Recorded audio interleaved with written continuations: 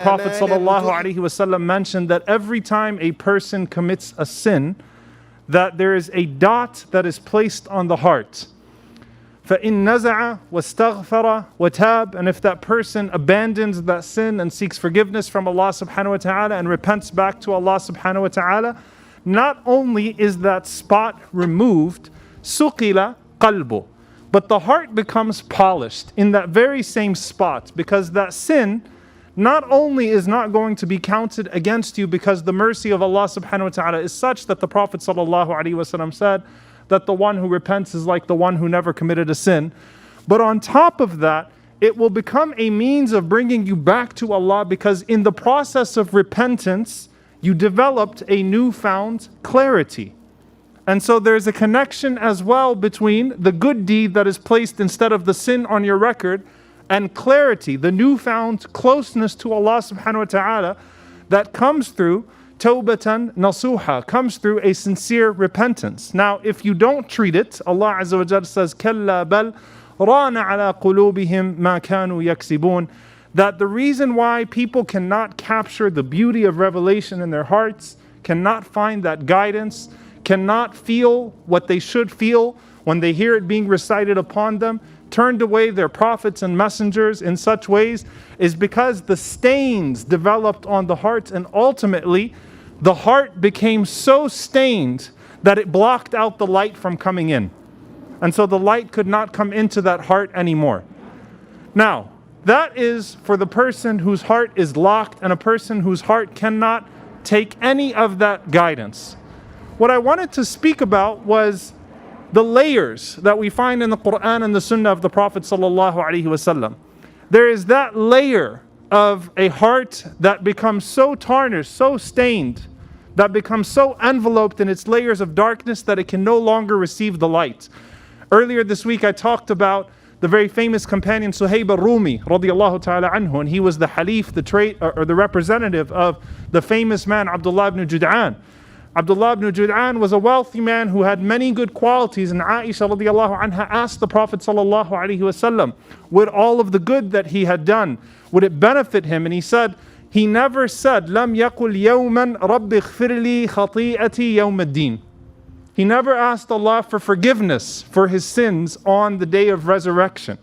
And so the istighfar of turning back to Allah subhanahu wa ta'ala to start to remove that. And no distance from Allah subhanahu wa ta'ala cannot be made up with sincere tawbah. And then the next step that you take towards Allah subhanahu wa ta'ala, when you seek forgiveness from Allah and the mercy opens up to you. And then subhanAllah, there's this beautiful hadith from the Prophet sallallahu alaihi wasallam that the scholars feel a great apprehension around in trying to explain it. And that is when the Prophet ﷺ said, إِنَّهُ لَيُغَانُ عَلَىٰ قَلْبِي, that verily sometimes I feel like there is fog upon my heart. Now, there's an adab with the Prophet ﷺ, a mannerism with the Messenger ﷺ. He was not one who would partake in prohibitions. So it's not sins that he was talking about. And we know that there is an istighfar, there is a seeking forgiveness from Allah subhanahu wa ta'ala, that is of feeling deficient, that we can never pay Allah back for what He has given to us, that our acts of worship, no matter how perfect they are, would not be equivalent to the perfect blessings that He has bestowed upon us, the greatest of those blessings being rightful guidance. And so we say after prayer, astaghfirullah, astaghfirullah, astaghfirullah. And the Prophet ﷺ, he said that I feel a fog, la yughanu ala qalbi, a fog that overtakes my heart, and I seek forgiveness from Allah subhanahu wa ta'ala at least 100 times a day. What is the deficiency that the Prophet ﷺ was talking about? And when you dive into the meanings of these words, you find something so beautiful. And there are many clouds in the sky, and we are outside, and Allah knows how long we'll be doing Jum'ah outside.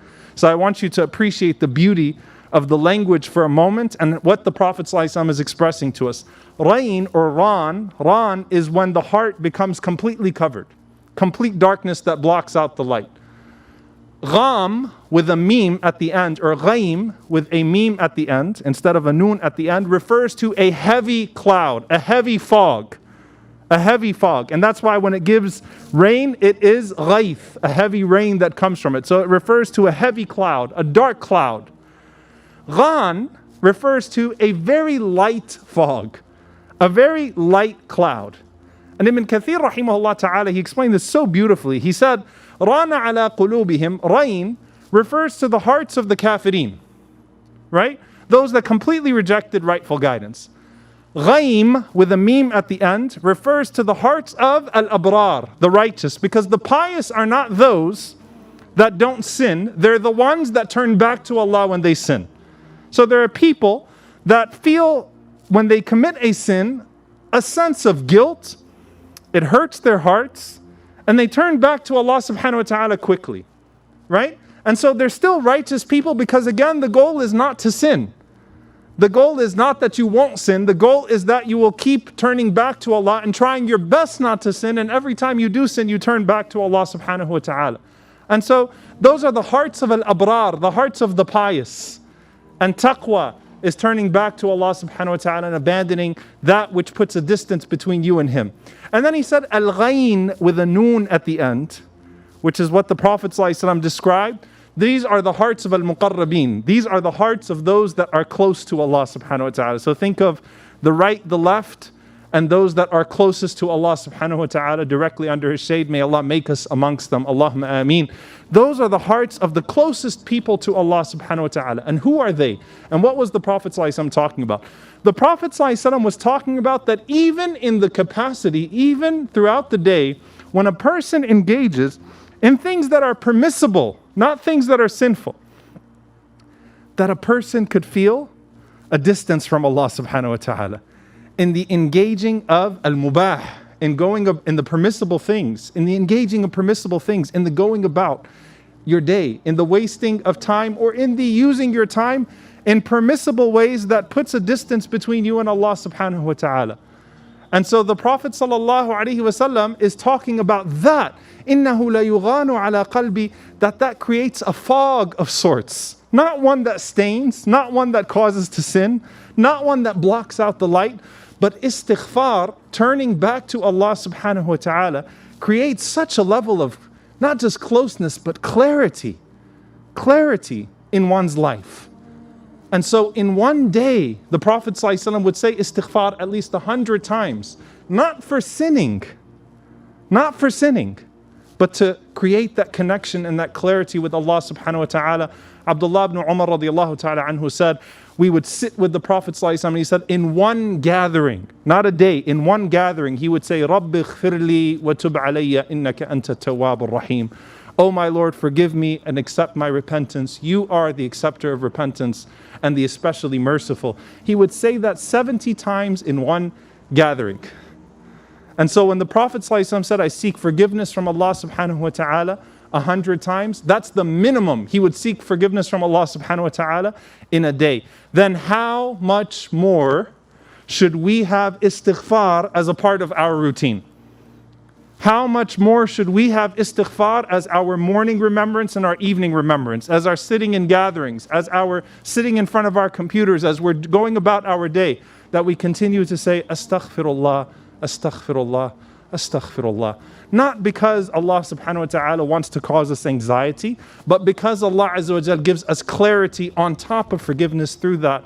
And even the lightest fog is cleared, where the brightest of that rightful guidance can come to our hearts at all time. We ask Allah subhanahu wa ta'ala to purify our hearts, to remove from our hearts anything that distances them from their Lord, to remove from our hearts anything that places a barrier between them and righteous guidance. We ask Allah subhanahu wa ta'ala to keep us connected to Him at all times. Dear brothers and sisters, a very simple thing.